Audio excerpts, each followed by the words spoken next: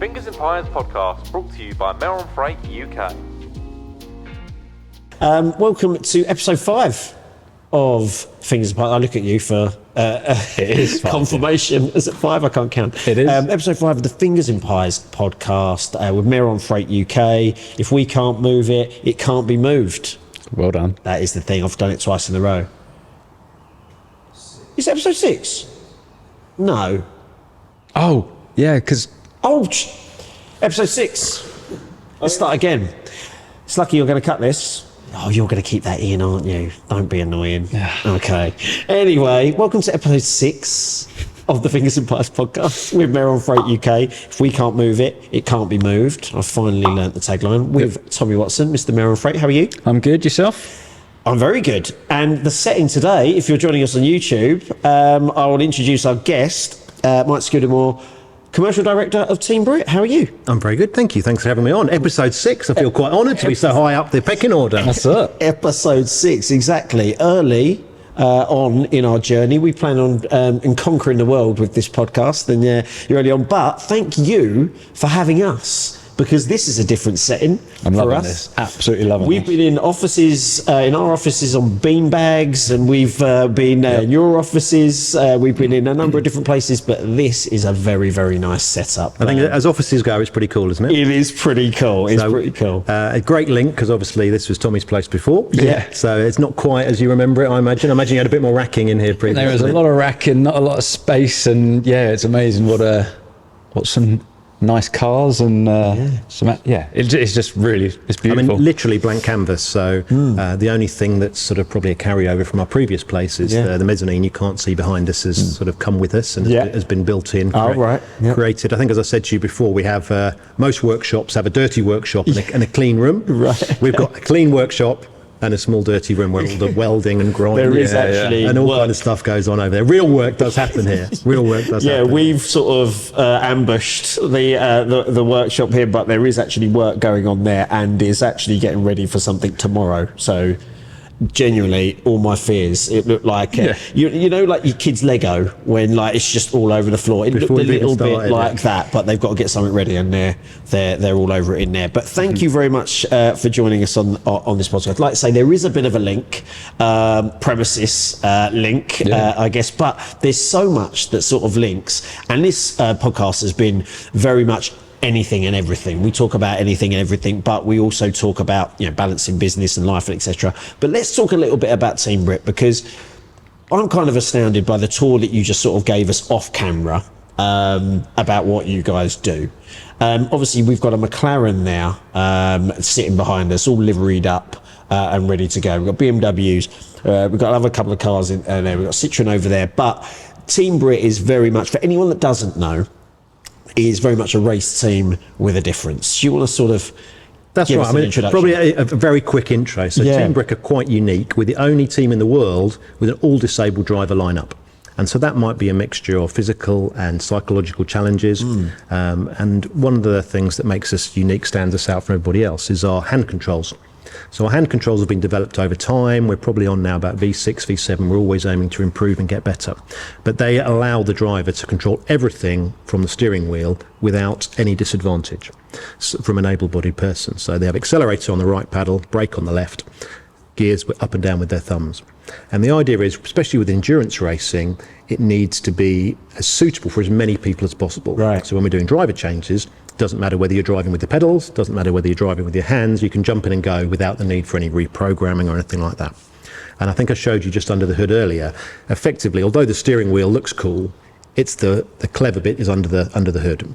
So effectively, you've got fly-by-wire throttle, and then fly-by-wire braking as well. So when you squeeze the brakes, it's talking to an ECU, which is electronic, which is then talking to pneumatics, because you've got air compressor, which then talks to hydraulics, which then presses the brake.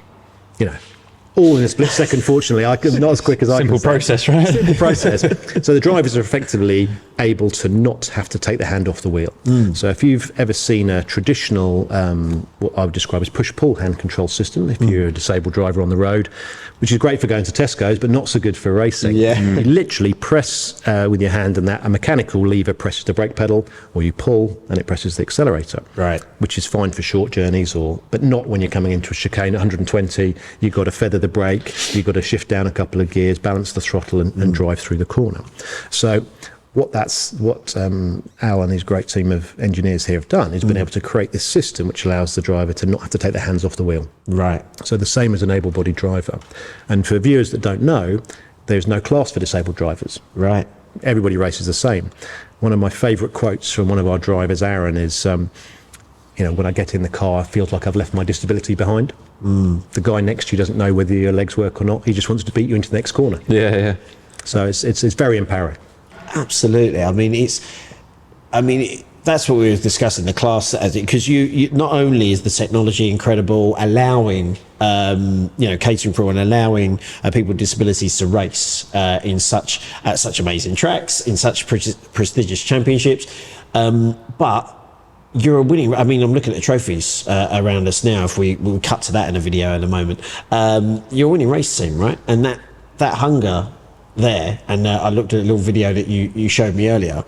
It's any other race team. You're not sort of flying the flag like, oh look, we're certainly not pootling around at the back. No, that's exactly it. Our job is to compete at the very front. I think one of my proudest moments is in 2022. The BMW you can see behind you, driven by 2 disabled drivers, was the first team of all disabled drivers to win a national championship. Nobody can take that away from us. That's amazing. And that's a sort of an international thing. So I'm waiting for, is Norris McWhirter still around from Guinness Book of World Records? I want him to be knocking on my door saying, we've got a Guinness World Record here for you. 100%. Let's talk a little bit about that. Just the explanation then from Mike. You're just about to jump into a race car, as we've heard. On these podcasts, and we'll chat about that as we go on this year. Just the thought of being able to, obviously, we know there's, you have blowouts with your knees and stuff like that, and there's issues getting out, but how debilitating, a disability can be, and all of a sudden thinking, I can't ever do that. Amazing. You see people going in. I guess everyone that's driving these cars, like you say, it kind of puts them on an even kilter, right? The disability kind of, because the cars are set up in a way that allows them to forget that must give them such a positive atmosphere just around them. Obviously, surround yourself with positivity, it's only going to have I've seen our drivers progress as drivers, but also as people in terms of the recovery process. So some of our drivers have been Aaron, for example, I think he had his half-year anniversary a couple of years ago, so he was disabled when he was 14 on a motocross jump, and he's now 28, 29, so he's been disabled more than he has been able-bodied. Right. Whereas some of our other drivers, Paul lost a leg in a motorcycle accident. He was driving one of our cars 3 weeks later at a test at Silverstone. He was in hospital, found out about Team Brit, was like, I can have some of that. Contacted our team principal, and he's then in the car driving. So fantastic. We've got people at all different levels of their sort of recovery, a variety of different injuries, variety of, I guess, neuro challenges has become much larger recently, whether it's autism, ADHD, challenges that you think make it very difficult to survive in the normal workplace, yet somebody can excel in a race car. Right. Yeah. You put your helmet on, Bobby talks about it being his superpower. You put your crash helmet on, you've got your little aperture, you look through your helmet, and you're fully focused. It's like a horse wearing blinkers. You're literally laser focused. And he talks about that being his competitive advantage. He can analyse things quicker than maybe someone that doesn't have autism. Yeah. So he's turning that into a positive, and that's really inspiring for other people to listen to as well, particularly if maybe parents who have young children who think, my child's autistic, what am I going to do moving forward? What does that look like? Well, it could look them driving 500 horsepower McLaren. Exactly. That it doesn't even compute. I think there's a lot of parents out there, and obviously people with disabilities, all ages, will just automatically think that just holds me back. I can't do the thing that I love, whether it be motorsport, football. Obviously, we've seen athletics and Paralympics, etc., and any sport. There's a lot of people that have that attitude. Well, this just holds me back, and this is kind of the Team Brit sort of mentality is kind of saying, well, no, we've got living proof of that it doesn't need to. In fact, there's a story that you were telling me about. If you want to tell us about, there was a kid in the garage. One of my favourite stories. So Paul, our amputee, he was at Silverstone testing. I think it was for the Brit Car Trophy Championship when he was driving this car last year, and he saw a young lad in a wheelchair sort of being pushed through the paddock, and noticed he only had one leg. and he sort of popped over and said hello and said, "Oh, hi, do you know, you're a fan of racing?" "Oh, yes, love cars." The parents are saying, "Well, love cars." And they said, "Oh, I said, I noticed you're an amputee too. Well, you've only got one leg too." He goes, "Oh, yes, I had an accident." Told him what happened. And he said, "Do you want to be a racing driver?" He goes, "Oh, I'd love to, but, I've only got one leg." It's like, "Don't you worry, follow me." So I took him into the garage, and he then says, "Look, I drive using the hand controls." And it wasn't just the young lad who was amazed. The parents were like light bulb moment. "Oh my God, I can understand now what's possible." And I think, what I said to you, it's, from my point of view, it's being this close to it all the time. You sort of forget how amazing the team is and what we do. Yeah. And it's little snippets like that where you think, wow, the partners that support us can be part of that journey. We inspire other people, we inspire children, we inspire parents, we inspire people to let them know what is the art of the possible. I remember the first time I came in, obviously, when you guys moved in and came down and had a look around and was shown the steering wheel and everything and how the process worked. And my mind was just blown. Right, Yeah. I assume that's with everyone when the first time they're shown. When you came in earlier, Zach, and the guys came in and you're shown, it's just like, I was looking at your faces and it's just like jaws dropped, like, wow. It's so impressive that it's just fantastic to see what these guys and girls can do. But I also kind of love the attitude of, we don't really realise just how amazing it is until sometimes you just take that little bit of, maybe you see a bit of raw emotion come out when someone does win or where they're doing it, and you see those little stories and you're like, "Oh, wow, I've got to step back and realise what we're doing is quite incredible." But I also love the fact that you're very business-like in terms of, we've got to run a race team here and we've got to be competitive, so I'm going to get everything done to run a race team and make sure the commercial aspect is done, all that sort of stuff, and those guys are working on there just like they work any race team in order to make their fully functioning race team. And then you take into account that you're actually catering for all people with disabilities. It's kind of quite, that's quite important. I'm guessing you've got to be quite business-like and quite have your head, because you've got a background obviously working in racing, etc. You've got to treat it a little bit just like that, but also be very commercially aware that you're doing something different. Yeah, I think we touched on it earlier when we were chatting before we started about your unique selling point. There's businesses out there, there's a lot of people that want to go racing. Everyone's been watching Drive to Survive. They're really keen, they want to be the next racing driver, they want to be the next Lewis Hamilton. And how do you differentiate yourself in the marketplace? Loads of people want to go racing. It's great, it's fun, why wouldn't you want to do that? But trying to attract corporate sponsorship is very difficult. Having our ethos and our messaging certainly helps in terms of having conversations with people, but it's still a challenge. Sponsorship is not an easy business by any means, and once you've got them, the hard bit's then keeping them. You've got to be able to deliver against that, and we're very proud that we've managed to keep so many of our sponsors for such a long time. So we must be doing something right. Indeed you are. So let's talk a little bit about background. I mean, we know what you're doing, and we think it's absolutely incredible. We've been involved, we're lucky enough to be involved in the British Touring Car Championship. That's no secret. We cover Accelerate and Touring, and we even had our own team in it a long time ago. So what you're doing is incredible. But how's it even come about? Like, where's Team Brit come from? What's the idea? So Team Brit started way back when. So the team principal, Dave Player, he's disabled himself. He has a background in, I think he was in the military himself. Grew up in Portugal. His parents had a real estate business. He had an unfortunate accident and became disabled. And so he was like, what can I do to help other disabled people? He ran some sporting activity events for disabled people to come to Portugal. And when he moved back to the UK, it was sort of around the time where, Iraq, Afghanistan wars were going on. And he was like, there's a lot of disabled people here that need something to do. Yeah. And so he was able to come up with a charity called Kart Force. So people went endurance karting. So, there were adverts at Headley Court, which is a sort of rehabilitation centre. I think they've now moved, but Headley Court was where most amputees went, or people with that seriously damaged in the war.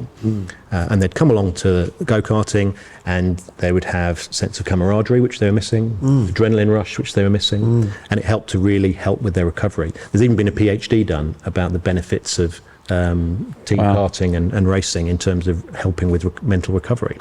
So these guys got really good. They were doing 24-hour kart races, not just in this country, but overseas.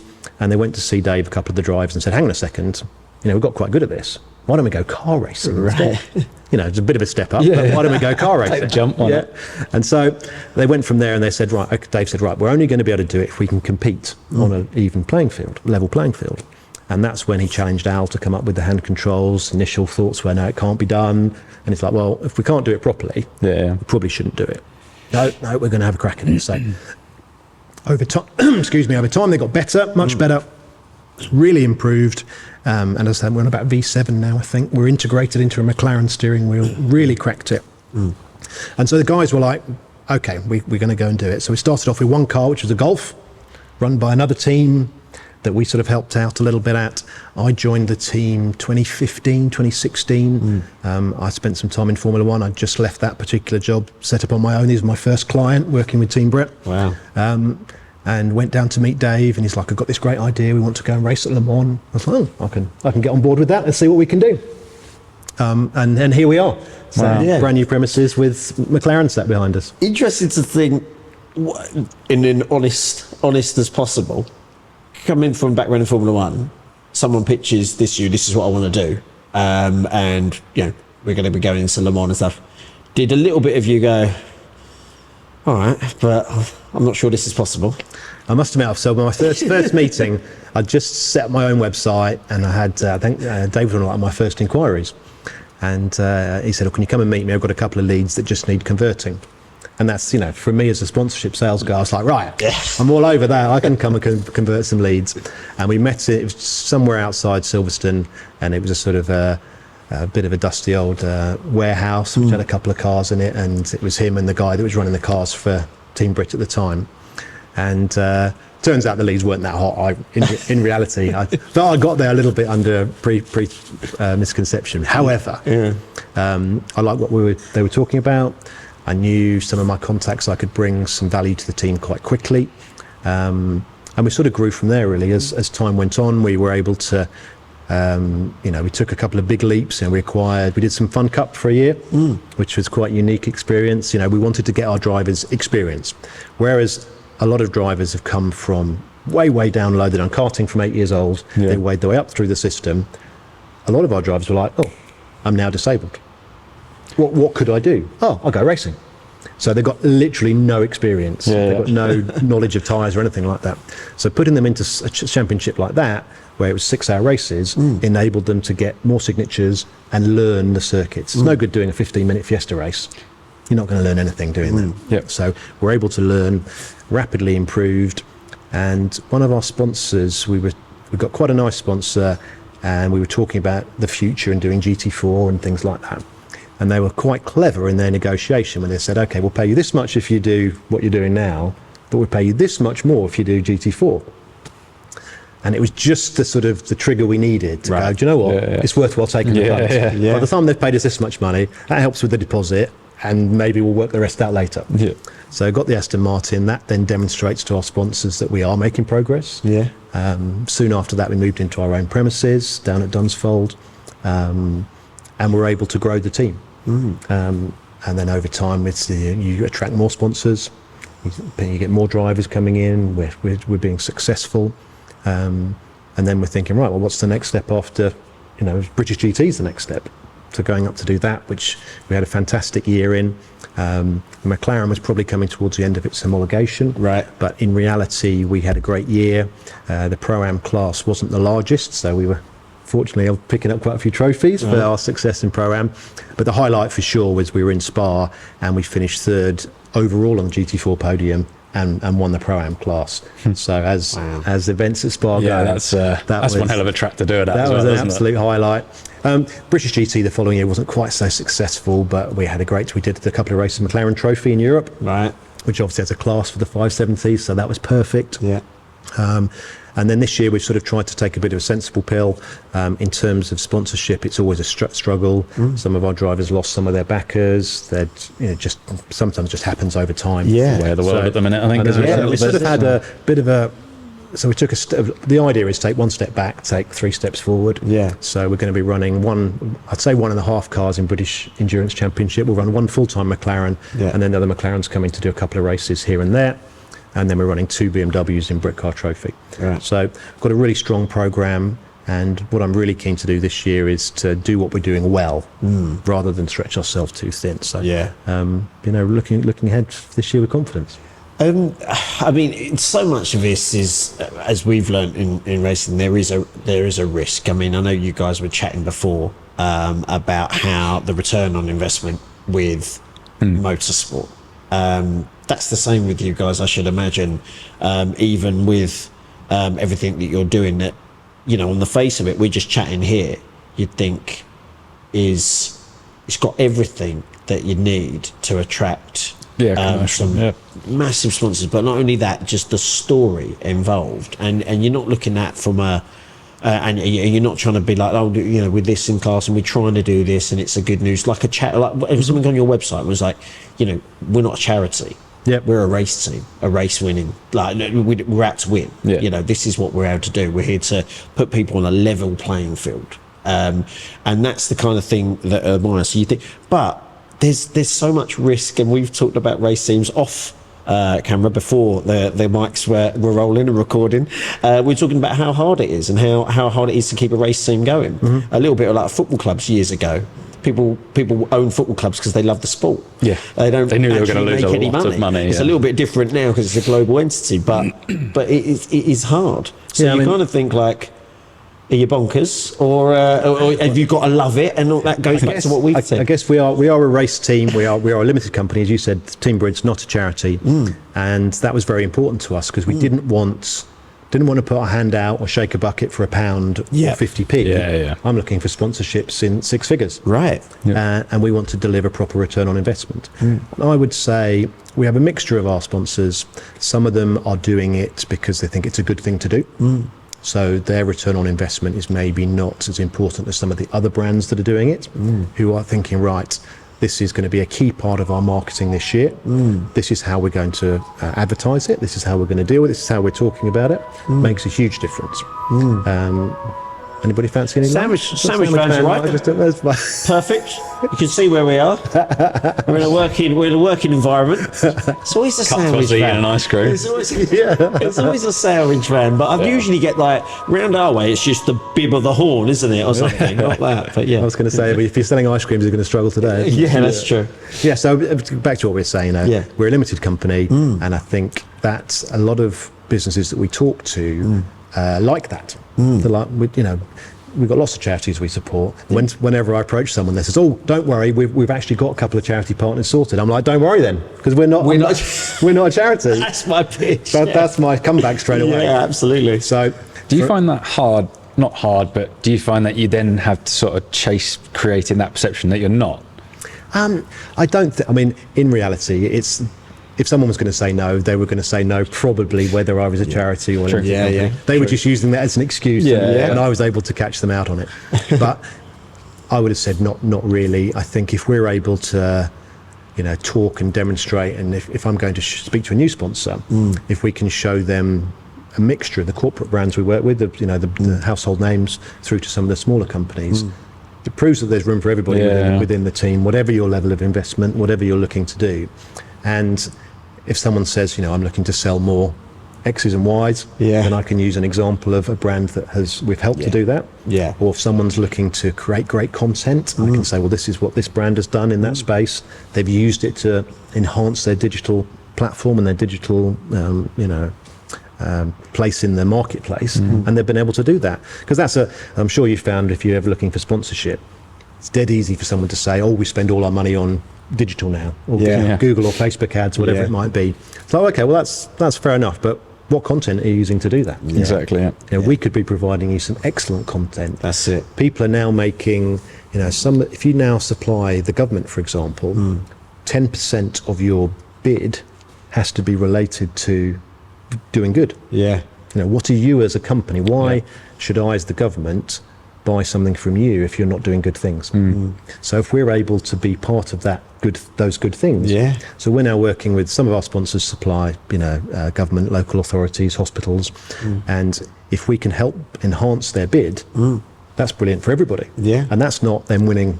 That's not winning them a sale of an X and a Y. That's multi-million-pound contract to supply a hospital, for example.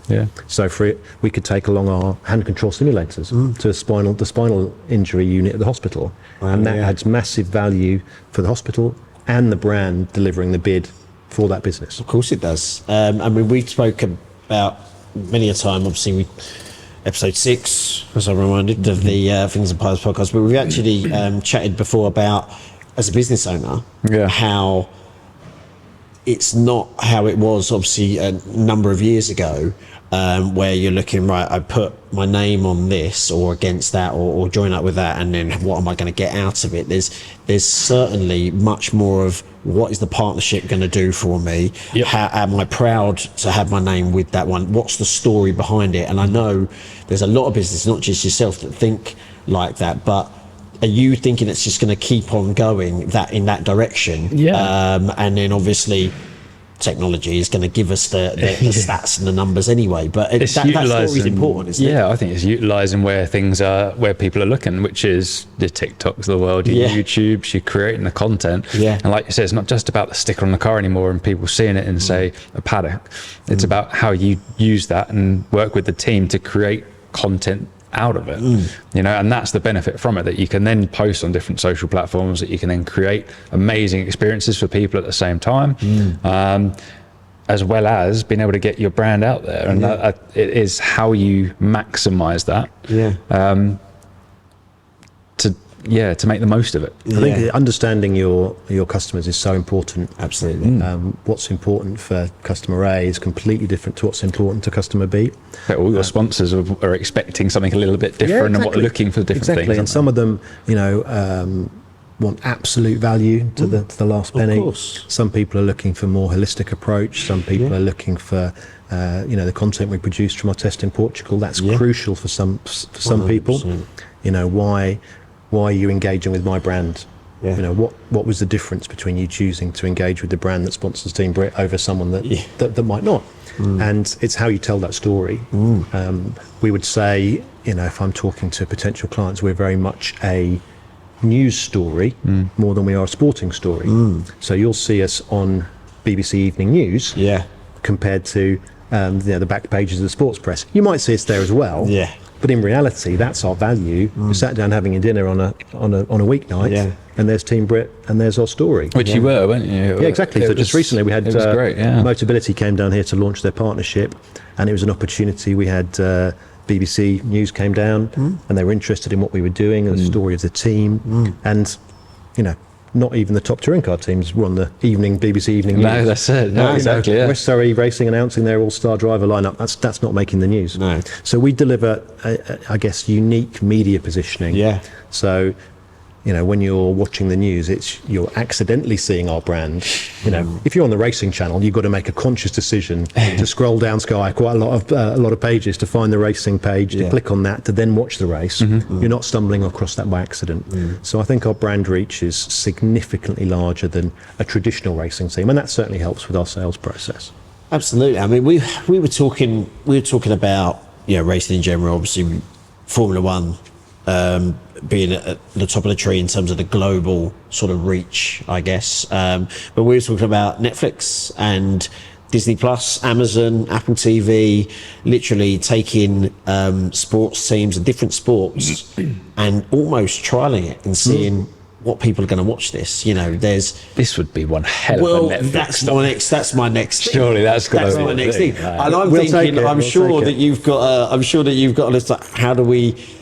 We're all looking for that. I'm sure every sport is looking at, how can I make most? I know a chap that one of my friends, he used to work for Harlequins rugby team. He now has taken a job with women's GB hockey team, who are really successful every Olympics. And I was like, okay, so it's just the exposure is all we need. We got the exposure in 2012. And then we're kind of riding off that, but it's 2024 now, so there's only so much. So everyone's looking for that streaming service to take a punt. I mean, I would have I'm said, looking around. I'm thinking, where are the cameras? Where are they going to walk in a minute? I tell you what, it's not straightforward, and I think trying to, we've worked with media companies over the years who have captured great content for us, but then trying to, if we wanted to pay somebody to get it out there, no problem, they'd be queuing up. Yeah. But commissioners are not wandering around going, oh, that looks like a great story. Yeah. That'll cost me 100 grand, 200 grand to produce that. Let's get cracking. So people don't like taking a risk. Yeah. They like doing the traditional stuff. Yeah. What I would have said would be a great fit. I mean, I'm not a huge golf fan. I'll watch a couple of golf events a year.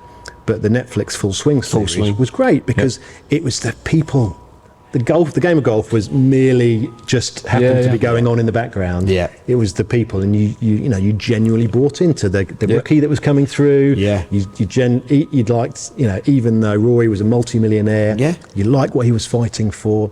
And we've got some great characters within our team, following journeys from younger drivers, elder drivers, different disabilities and challenges, through to the challenge of running a race team. Yeah. Mr. Netflix, please look me up. That's if you actually think about it, like the inspiration that these drivers are actually providing, and as a team are providing to people with disabilities, it would be a no-brainer to me to go follow for a year throughout the seasons, throughout all the ups and downs, how you come over adversity, how you figure out solving problems for each and every driver.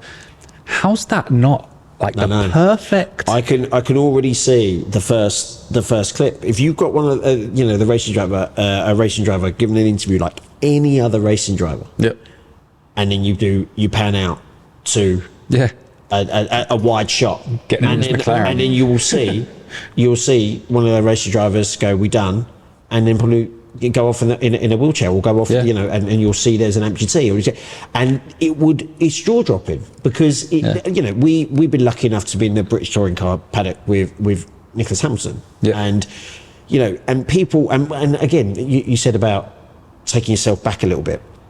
We've been in there, and obviously we've been lucky enough to be at the front of the grid with Tom Ingram and stuff like that. But what Nick does, and you see a lot of fans putting on there the queue in the pit lane for Nick. Obviously, he's got a famous family and all that sort of stuff. But the comments that you will see is mainly because of his inspiration. Yeah, absolutely. For that he surprises a lot of people. That he provides for a lot of people, and then that bit where obviously got in the points at Donington. There was a lot of people walking back, and no one was not happy.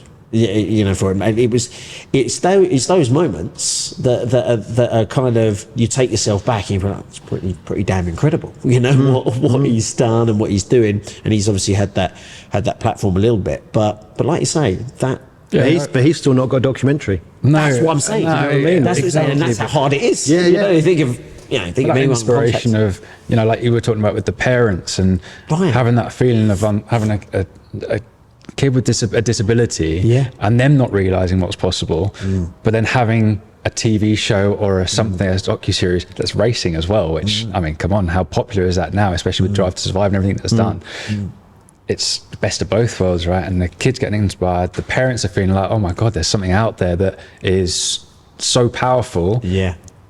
And only a positive. It's I'm excited about it. Can we make it? Just need to. There's always room for some more sponsors. Don't you worry about that. We'll soon get you on board. Contact Mr. Netflix. I don't know if I've got his number. Zach, you just need to employ a few more people, mate, and all you guys. That's exactly halfway there. I'm already thinking, we've got enough cameras for it. So let's talk a little bit about. I mean, you just mentioned what you're doing, obviously, this year, and making sure that, like you say, not spreading yourself too thin.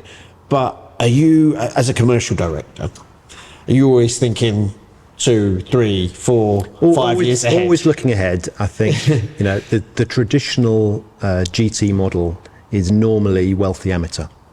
Wealthy amateur funds the whole team, and pays young whippersnapper to be his teammate, and they go and race in a pro-am model. Right. And that's difficult for us because we don't have that pro-am model. We don't have that wealthy amateur who's funding the entire team. So both our drivers have to bring sponsorship. So we end up with sort of like an am. So trying to find, we're fishing in a pretty small pool. Just because I always use the example, if I won the lottery tomorrow and I thought, do you know what, I quite fancy taking up golf. Yeah, I could be as rich as you like. I could go and buy myself a nice snazzy pair of plus fours, great set of clubs. Yeah. I could go and play at Pebble Beach. I might just still be a good amateur. Yeah. Having that, being a professional at something is not an easy thing to do. Of course. So just because, we have a disabled driver that wants to go racing, they might not be very good. Yeah. So it's trying to, from our point of view, we not only have to find people that want to do it, but find people that can excel at it. Yeah. Do they take instruction well? Do they just completely ignore what you say and go out and do exactly the same thing again? If someone can take instruction, then right, hang on a second, this person's got ability. The classic racing story the whole world over, normally your best drivers are the least well-funded. Right. Yep. Yeah. So it's then my job to work with those guys and say, right, speaking to potential sponsors, this guy is going to go far. This girl is going to absolutely smash it. This is who we need to be backing. Yeah. So at the moment, our drivers raise enough money to race at the level they're at. Yeah. To go and do, say we did GT3, British GT, for example, we're probably talking exponential 3 times spend. Yeah. So for the car, the equipment, to run that particular car, but I've got to have drivers that are good enough to drive it as well, who are competent and learning and skilled. And you might be driving against somebody who's got, a Le Mans winner as their teammate. Yeah. That's the level. And that's several of them. The top, if you're a wealthy amateur and you buy a Mercedes, GT3 car, and you spec this on it, you spec that on it, and you say, would you want a factory Mercedes driver to be your teammate? Yes, thanks very much. And that's not the space we're in, because that driver is also learning from their super teammate. Yeah. They're the driver coach. They're excelling, they're dragging you further up the grid, they're helping you to progress. And our model's slightly different to that. So although we do, our ultimate goal is to be the first all-disabled team to race at Le Mans, we do realise that's not just a case of buying a car and turning up and having a chat to Mr. ACO and pitching up and having a go. Yeah. So, the process we're going through to try and achieve that, it never stops. But if talking to sponsors, the difference between asking for 6 figures one year and 7 figures the next, it's like, whoa, that's quite a big jump, Mike. Well, that's the sort of the reality of having to move up the grid that far. And that's when you start looking at ways, how else can the business be self-sufficient? Right. How else can we cover costs that's not just sponsorship? So, for example, our hand control technology, we do sell that to other teams. Right. So whether that's, US, Australia, we're working with several disabled racing drivers around the world. Right. In different formats, different categories, to see if there's ways that we can help them. I was going to just with the system as such, is that a sort of one-fits-all car sort of? Pretty much. It can be quite, for example, in the BMW, it's not fitted in the same place as the McLaren. Yeah. McLaren obviously has the engine behind, so there's space in the boot, if you like, at the front of the car to fit stuff in. But we're also talking to people that race Formula cars. Okay. That how we can package that up. Is there ways to improve the technology? And as soon as you start working with a manufacturer, they have quite a large development budget, so they could be saying, right, okay, well, you've bought this element here off the shelf. We could make something with our technical partners that's half the size and half the weight. Or we could make this a little bit better, or make this a little bit differently. And that's the ultimate goal. If we were working with a manufacturer, for example, that would be, a game changer in terms of support, profile, because then we've got not just our marketing machine, but their marketing machine as well. 100%. Yeah, it would need to be. Yeah, it would change the game essentially, wouldn't it? A little bit about on that. Has there ever been? I guess this is just curiosity. It's just us having a chat now. But is there, the curiosity sort of got me? Is there? We're talking about. Obviously, you're not racing in a disabled class. Anywhere in the world, is there anywhere in the world that idea has been floated? Obviously, we see the Paralympics. We have seen, obviously, a very famous Paralympian compete against able-bodied athletes and did the crossover in 400 metres, or wherever it was. Making sure he remains nameless. Yes. But we've seen that sort of crossover. But in motorsport, has there been any rumours, or has there been any desire to make that class a disabled I don't class? think there's ever been a requirement for it. Right. I don't think our drivers would be interested in that, because Right. this is their chance to compete against able-bodied people. Of course. That they thought maybe was gone when they had their accident. They didn't Right. think they'd ever be able to do that. So the only people that would ever drive that as a thing, you would think would be disabled drivers, and they don't want that. Yeah. So it's yeah. not like the governing body's thinking, this is what we need to do. Right. Because there is no requirement to do it. There is the opportunity for people. And although we're racing circuit racing, there's lots of other disciplines. Yeah. The challenge, say for somebody with a physical disability, they still have to be able to demonstrate that they can get out of the car in time. Yeah. So I think the extract time is probably, I think it's 10 seconds. So we literally have to film it with our licensed application. So you lay down a crash mat next to the car, literally start the timer. The guys literally have to just launch themselves out. It's quite brutal to watch. Launch themselves out of the car and roll away and prove in 10 seconds they can achieve that. Now, that's not something that all drivers have to do. So, from a licensing perspective, if you're a slightly elderly gentleman driving an E-Type Jag, are you getting out in 10 seconds? Oh, I'm not so sure. Maybe if there's a fire, you're getting out a bit quicker. But You find a way. nobody else except disabled drivers has to submit that video to prove that they can get out in time. So what we say to people we get loads of inquiries saying, I'd love to be a driver for your team. And that's sort of one of the initial questions is, can you transfer in and out of your own wheelchair? Right. If you're physically disabled. Right. Okay. Because you've got to be able to get in and out of the car. Makes So if sense. you can't do that unattended, that means you wouldn't be eligible to race gonna because hold it's not you safe. back. Yeah. But if you were doing other forms of motorsport, if you were doing autocross or trials or, there's a number of different elements you can get involved in. I've always been a race fan myself. I knew I was never going to be a driver. So I was involved in the commercial side of the business. Right. And one of my, another good story from when we first started up our academy. So we've got somewhere hidden away a little Polo. It might be parked outside the front. A little Polo GTI. I think I saw it, yeah. It's fitted with the same hand control systems. And we ran a couple of academy days where people come and pay a couple £100, jump in, do a couple of laps, which you could do in a Lamborghini or something if you were doing red letter days or something like that. Right. But as a disabled person, you could never do it. Yeah. So it worked really well for us. People come and have a go. And it helped us pick a couple of drivers. We were like, you're pretty quick. Why don't we have a chat? Yeah. And we had one lady who was one of our best customers. She came about 4 times. But she was just slow. Yeah, she had still had the best time. It's like, we'd love to, we want to keep her. And so she at the time, she became the manager of the academy. Oh, wow. So, it's nice to be able to say, although, how else can we work with that person? Yeah. They might not be suitable for racing, but is there a way we can keep them within the business? And they're passionate about And what you're actually exactly, and that's providing. That's something that's quite difficult to find. Brilliant example of somebody that wanted to be a driver, not quite suitable, but we could still keep him involved. Opportunities are, like I say, we've found that in our experience, the opportunity in motorsport seems to sort of be endless at the moment in what you can do. But let's talk a little bit about motorsport in general then. Hearing this and what you're up against very, very, very soon. Time is ticking, and you're going to be in a car, hopefully around a mini challenge. How does it kind of compare? How does it make you feel going into sort of this new world of motorsport? Is it kind of, are you there yet, or what? No, seat time. It's key, right?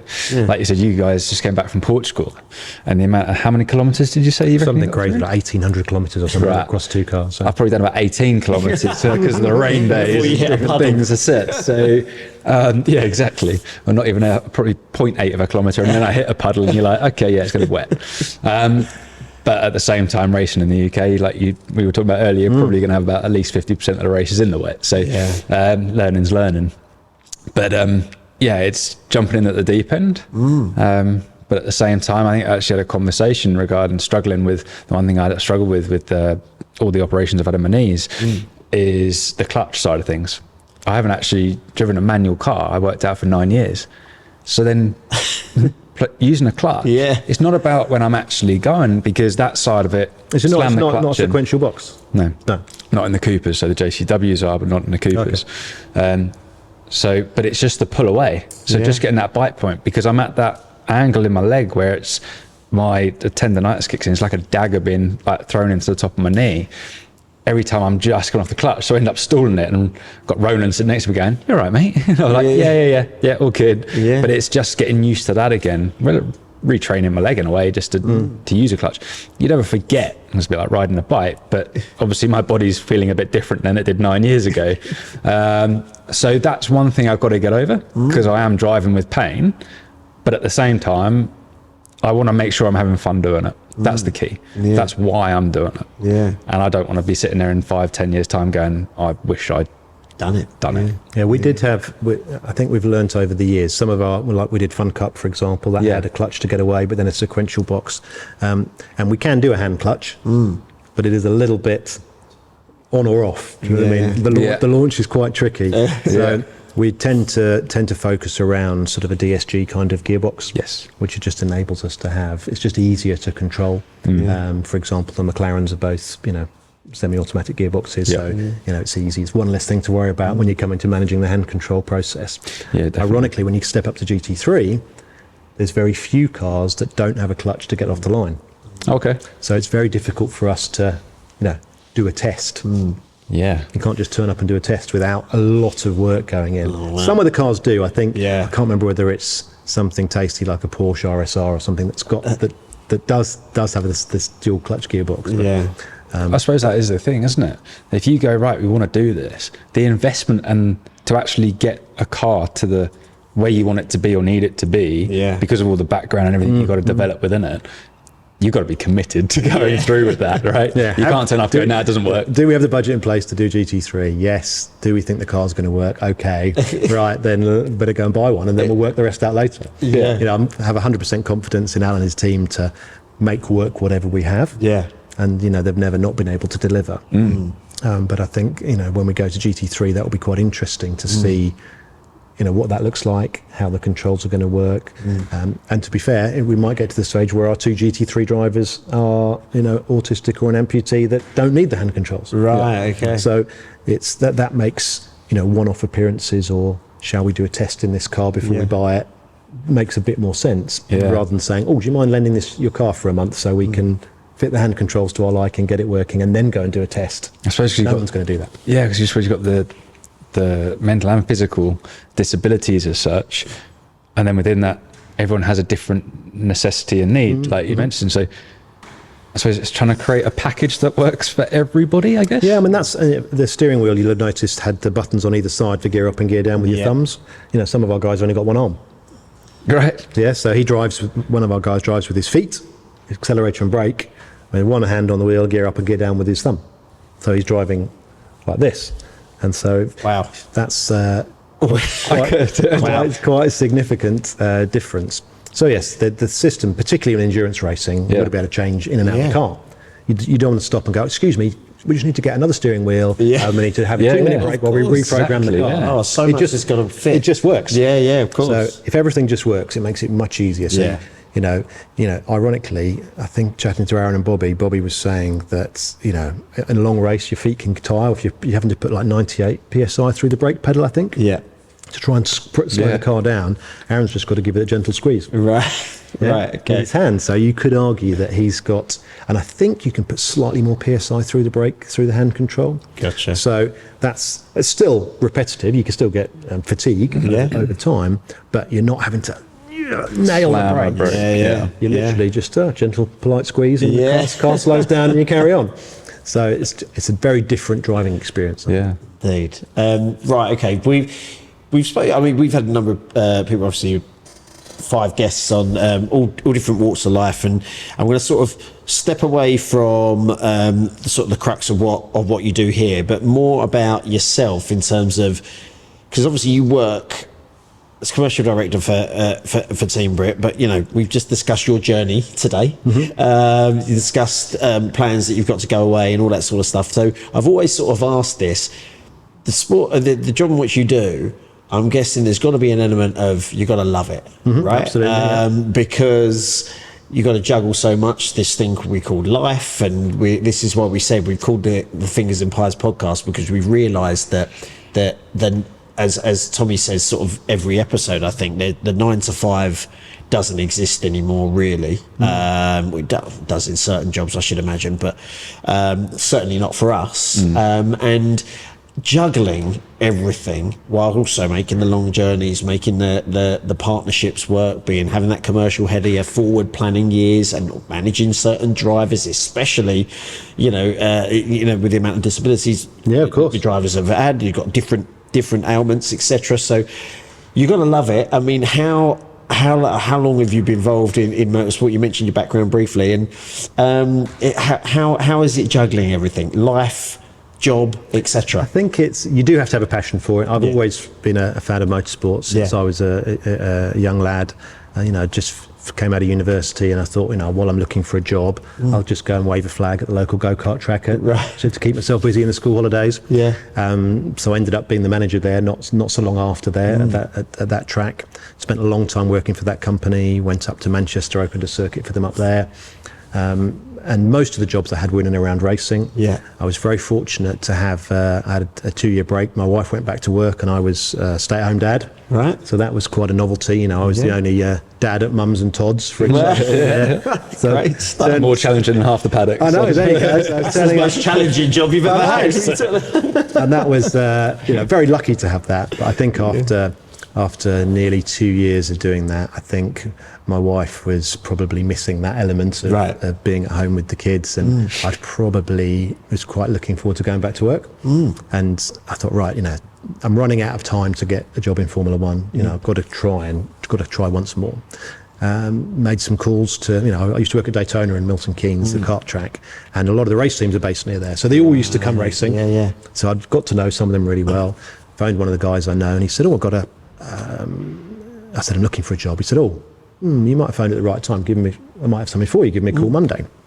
I spoke to him Monday, and they were launching, it was Virgin Racing, they were doing a festival at Stowe School, which was Richard Branson's school, a little camping festival. And I said, I'll come and help you out with that. It was like a 4-week contract, and I was there 4 years.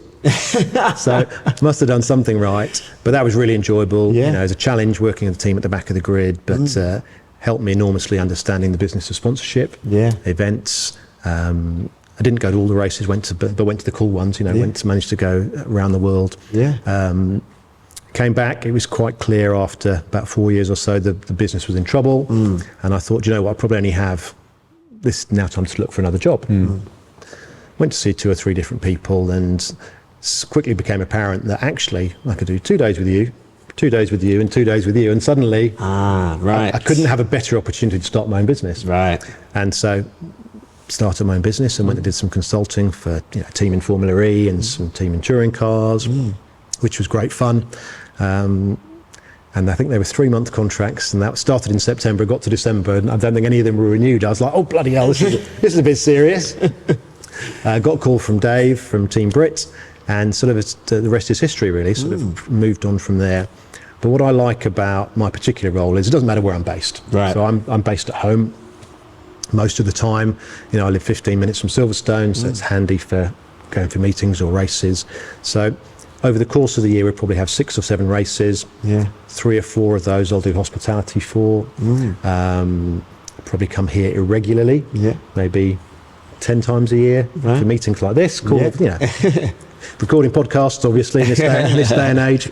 But it's a great space we've got here now for doing events. So I think we'll be doing more events here in this particular space. But it's allowed me flexibility. I was very lucky, so not many people can go and watch their kids play football after school or go to sports days, all those things where people are, I wasn't like one of the F1 mechanics where they were away for a third of the year, maybe half the year now. And that enabled me to sort of do the good stuff. And then when I come to work at a racetrack or I go to Portugal testing, my wife says, don't try and pretend you're going to work. Well, I am. I do actually have a job to do. I get that a bit. But it is fun. I'm very lucky. A friend of mine said, Mike, you're actually doing a job that you enjoy doing. There's not many people that can I'm not actually just say doing that. it because I need to get paid, although that's always handy. Yeah. But I'm doing it because, I'm passionate about racing. It's not Yeah.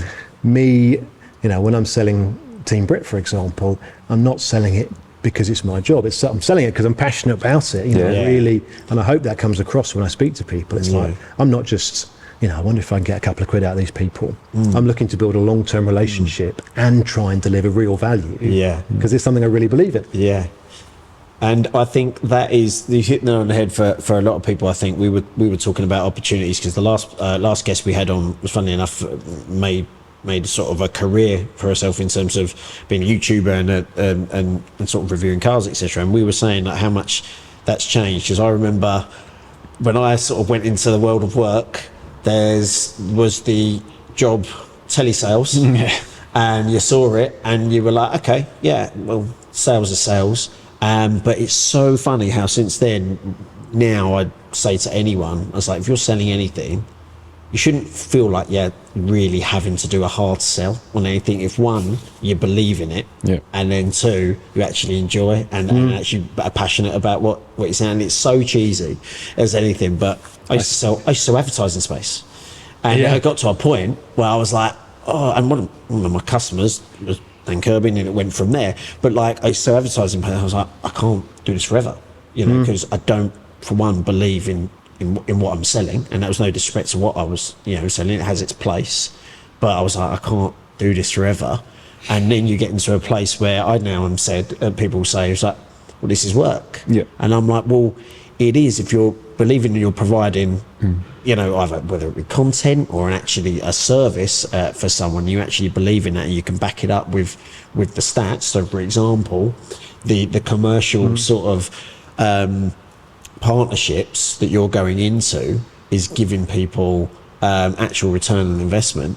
There's nothing you're really sort of having to do the hard sell with. Of course, you've got to get your foot in the door and speak to the right people, but that is the beauty of it. And it sounds like it sounds like you say we're all very fortunate but only fortunate because of the relationships and the partnerships that you've sort of made the most of, I think. And I think that we're all a humble person. We usually say, oh, I'm really lucky that I know this person, but it's lucky to a certain extent, but also maintain that relationship where you're able to call someone up and actually make that thing happen, and all of a sudden you're in Portugal and surrounded by people actually doing a bit of work that is also quite enjoyable. It's crazy. I had a great question somebody asked me recently, which was, what does success look like to you? Yeah. And I think, winning on the track's great. Yeah. But I haven't done the driving, so we sort of joked about the fact that if there was a podium in my office, and I signed a big sponsorship deal, I ought to be picking up my own trophy and going to stand up on top of the podium and being delighted that's a win for me. Yeah. But I've got two teenage boys at home, wife as well, and that's as important to me. And I think this particular role has enabled me to do stuff together with them. Yeah. My wife's global event director, yet she's still helping me on the days we've got hospitality. Yeah. She'll be there. My boys will be driving the golf buggy with the guests back and forth. Nice. So it's nice to be able to involve them in the business as well. Of course. And feel as though they're part of it and part of the success. And you have that, right, with Meron, and obviously family-run business to its core. But also you've obviously got to hire it, etc. But they've got to buy into that, and now with the racing element as well. If the family aren't on board and aren't involved, I'm guessing there's you make different decisions, right? Yeah, definitely. Yeah. I'm very lucky that the kids love it. Yeah. Wife loves it, and is excited to come. Probably not to watch me, but just excited to be in that environment because they enjoy it. They've done it through the touring car side of it. Kids, especially Tilly, absolutely just loves being there. Yeah, and loves being part of it. So she's buzzing and she's doing her editing and different things. So she's going to help me with the cars and create videos for people and different things like that. Because she enjoys. She's an 11-year-old who knows a hell of a lot more than I do about editing and different things like that. But if it's her passion and she enjoys it, put it together. Right? Again, it's not work then. Yeah. Because you enjoy it. I mean, we haven't really touched on sort of employment and finding the right people for jobs, but that's one thing that's so important. It's like, right, I don't know how to make a TikTok. Yeah. Do you know what I mean? I can scroll through them, but I'm not, I'm not going to go, right, how am I going to do that? Yeah. but there are people there that just excel at it, and that's what they're brilliant at. So that's why I work with these guys. Yeah, I'm trying to find the people that are good at those kind of things. That there's a good reason we have a social media manager that excels at that. We have a PR manager that's great at getting us on BBC News. That finding those great people in a business that you can rely on, that are trustworthy, is so difficult. And when you do find those people, make sure you snap them up. And that is it. And that from my experience, I mean, working, there's in motorsport especially, and we've only sort of skirted around the outskirts, actually filming people. That's essentially what we do at a racetrack. But if you do it right and you immerse yourself in the team, they're long weekends, there are long days. You know what I mean? Like, obviously for the people, we only arrive Friday. Well, it'll be a bit earlier this year, but people are there from Wednesday, Thursday, all the way through to Monday, and the work that goes in, that if there weren't the right people and you didn't have the right mix, you soon lose people that don't fit. Exactly. You soon lose people. That's what I was going to ask. Like, if you don't have those people, how much harder is the weekend? How much harder is everything? I mean, that's the same with work. But with the normal 9 to 5, back in the day when I was on the call centre, I'd do my calls, I'd go lunch and break, I'd go home, I'd be in at 9, I'd be off at 5, and I'd be out of sight, out of mind. But this sort of arena, I think you can't do that, right? You do sort of live and breathe it to a certain extent. It's very difficult not to be involved. And I would say certainly at some of the races, everybody, I'm not going to go and tell Al that he's got the gear ratios wrong in the box. Do you know what I mean? Yeah. And, he also probably doesn't want to spend all day chatting to sponsors that he has no interest in talking to. And it's like, at the end of the day, Mike, you finished for the day? No, actually, I'm going to go and take these guys out to dinner now as well. Yeah. So you might be doing a different job. Yeah. But as long as you have people that excel in their area of expertise, you're always going to have success. 100%. I think it's surrounding yourself by good people in anything and everything you do, whether that's deciding I'm racing the minis with Accelerate because I love the team. I've grown with the team through the partnership and sponsorship personal relationships, side, isn't it? That that makes you feel part of that family. And it's the same with Meron. We're a small team, but you got to have trust in everyone. You got to get, make sure you surround yourself with the right people, as I'm sure you, especially with them guys that are working so hard. I don't know how they're going to do that, what they're doing there. It looked like a lot of work to get done, didn't it? I walked past, my eyes were wide open going, whoa. Al didn't seem in any way flustered about going racing tomorrow, and the car to me looked like they'd barely started it. If you saw that in you went to your local garage and your car was in that state, they'd say it'd be ready in 6 months. I agree. And you're racing tomorrow. Al did tell me that a reshell, you would normally allow a month for a reshell. So for them to be, well, at least the car's wrapped and looks nice. Maybe they could just park it in the paddock and it could look really cool. I forgot the engine. I phoned him up yesterday and said, I need some photos for a press release. He goes, does it have to be today? He said, it's on track Wednesday. I was like, that'll be perfect. Amazing. This is been a real eye-opener for me, and I think I put something on LinkedIn yesterday, and I shared because we did a trailer went out yesterday for one of our last episodes, and I did put something quite cheesy, but it was so true. It's kind of, I'm learning so much for every single chat because different walks of life, and obviously the inner workings of a race team, especially something a race team as unique as Team Brit, has been amazing. So thank you very much for having us. My absolute pleasure. Before we go though, we've got to ask, because it's the fingers and pies. Usually we have some pies. Usually we do, but feeling a little bit vulnerable without them. Yeah, we do feel a bit weird. We won't bring them out. I mean, you could have brought them out on like a silver platter or something. Can we? The production. No, we'll leave it. If I can push you for a favourite savoury or favourite sweet pie, that'd be good. I will go off pie, and I'd say apple crumble. Apple crumble. It's a popular shout. Is the one. We need to create a little graph here, I think, as well over the years. We're going to have a little graph. So apple pie is it maybe over? Is it the American thing? I think everyone says apple pie. Don't get me wrong. I will still trouble an apple pie, but apple crumble is the way forward. If we're going savoury, what are you going for? Savoury, I would probably go steak pie. Yep. Steak. Yeah. Steak and ale. Be a steak and ale or a... I saw... Where was it with you? It was steak and Malbec. Steak and Malbec. It was in when we were in having lunch. Very We were like, where have you been eating? down in Essex. it was yeah. Down in Essex. Get yourself, Throw some red wine in there, why not? get yourself down to our neck of the woods with your steak and Malbec. I went home and told the missus about that. She's Is that like, is that like a posh harvester or something? It was. They were trying to be fancy. Yeah. They're like, don't put ale on the menu. Charge another £5. That's it. Yeah. That's what increase they that. think.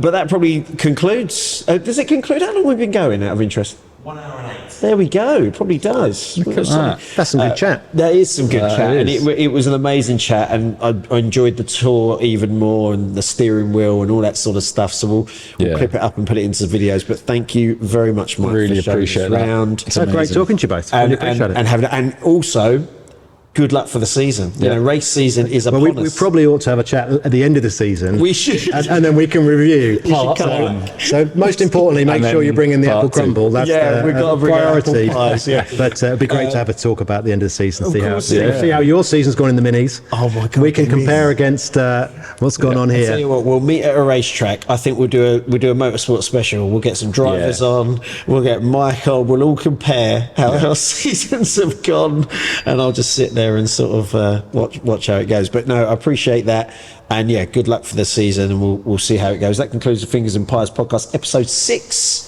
YouTube, Spotify, all the other places Everywhere where it else. is. Wherever you get your podcasts. Or you can there's watch links. us. There's links in there. Oh, yeah, watch us on YouTube. Yeah. And we'll clip up some highlights as well. But yeah, thank you very much. Thank you. All right, you. there we go. That's Brilliant. it. That's a wrap.